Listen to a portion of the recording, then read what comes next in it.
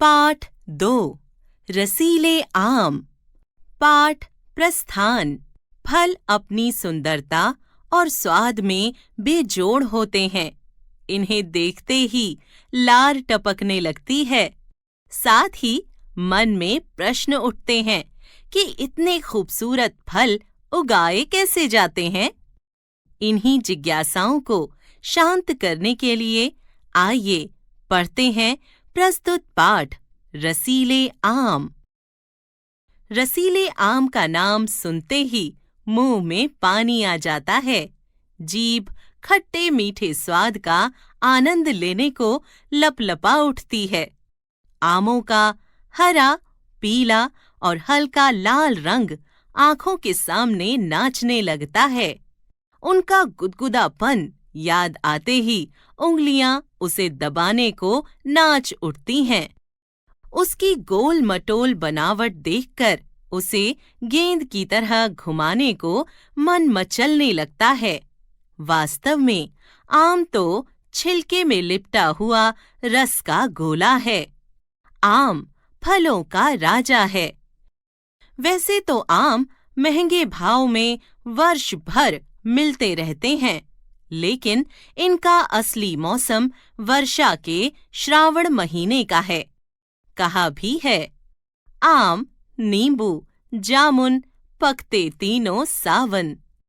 फसल के मौसम में तो यह रेल और ट्रक में सवार होकर मंडियों को पाट देता है। इस बार आम के मौसम में फेरी वाले ने आवाज लगाई, आ गया रसीला दशहरी आम, आ गया लंगड़ा रसीला। लंगड़ा नाम सुनकर बसंत हंसने लगा। पिताजी, क्या आमों के भी अलग अलग नाम होते हैं? हाँ बेटा, माली या फलों के जानकार गुण, आकार या रंग आदि के आधार पर इनके नाम रख देते हैं। जैसे, हाँ पिताजी, जैसे जैसे दशहरी, लंगड़ा, सफेदा, चौसा, गोला, सिंदूरी, सूरखा, तोतापुरी। हापुस, तोतापुरी क्या ये तोते जैसा होता है?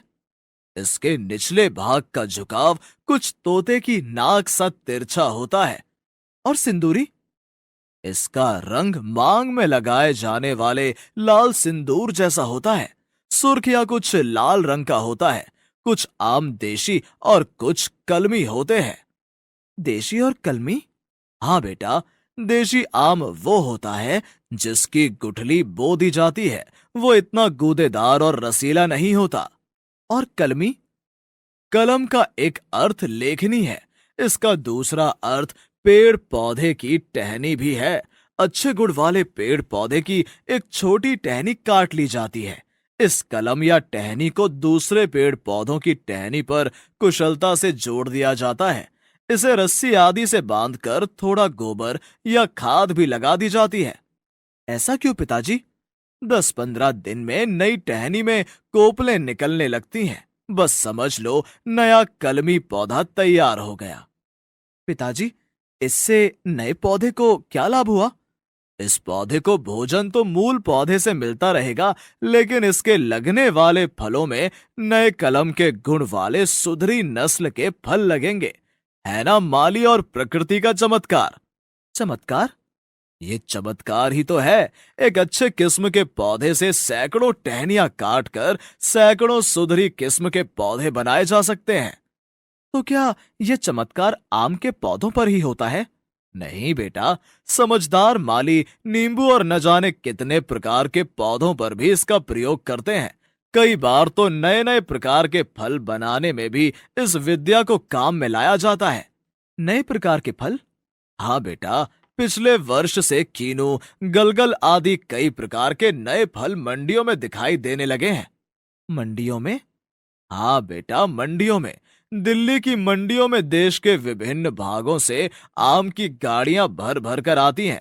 पश्चिम से गुजरात तथा दक्षिण से तमिलनाडु और आंध्र प्रदेश तक के ये आम यहां आते हैं। उत्तर प्रदेश को तो आमों का भंडार समझो। सहारनपुर, लखनऊ, शाहजहांपुर आदि के बाग आमों की मंजरी से सुगंधित हो उठते हैं। कोयल इनकी मनमोहक महक सूंघकर कूकने लगती है। माली का चित्त प्रसन्न हो जाता है। बस उसको डर रहता है कि क्या डर पिताजी? बस तेज आंधी ना चले। आंधी चली नहीं कि बाग के स्वामी का स्वाद किरकिरा। कच्चे पक्के आम आंधी के झोंकों से जमीन पर गिरेंगे। फिर कच्चे आमों का क्या होगा? लोग इन्हें भी अचार डालने के लिए खरीदेंगे। सस्ते दामों में खरीदे गए इन आमों से खटाई या आमचूर बनाया जाएगा। खटाई आमचूर का नाम सुनते ही बसंत के मुंह में फिर पानी भर आया। पिताजी उसकी ललचाई जीभ को देखकर हंस पड़े। उन्होंने कहा, बसंत, कल तुम्हें सब्जी मंडी की सैर कराऊंगा। वहां मन चाहे प्रकार के आम खरीदना और चूसना। हमने सीखा रचनात्मक पर्यावरण की रक्षा।